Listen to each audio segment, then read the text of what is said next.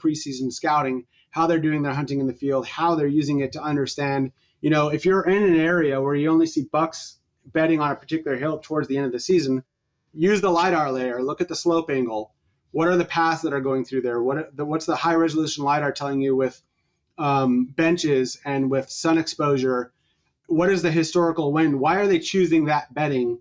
And then plot it out, and then plan your hunts, and then plan your scouting.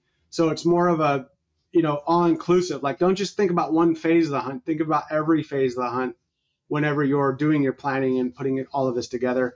And use those YouTube videos and those tutorials. And so if you are that guy that just needs it for walking to your stands, or you own your own 200 acres and you know exactly how the deer are, and that's the only place you're going to ever go, and you just want to use it for dropping pins and walking out in the dark, you can do that at a cheaper rate. But if you're that guy that is hunting, like in your case, Ohio public, or in my case, Georgia, Ohio, Pennsylvania, North Dakota, Montana, and I really want to look at the minute details, I can use it for that as well. So that would be kind of like my pitch to someone who's looking at it to use for the first time, or is looking at it to use it simply, or to use it in a more nuanced way. Does the sun exposure feature, does it work on every different map?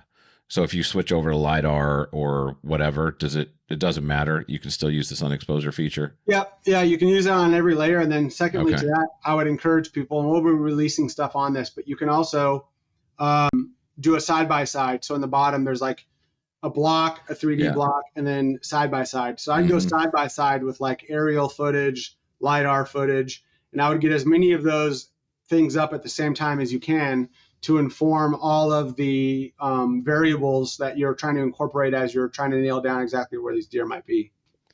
Is there going to be a way in the future where you can set your ideal wind on a pin and just see it right there on the map without having to go into the weather data?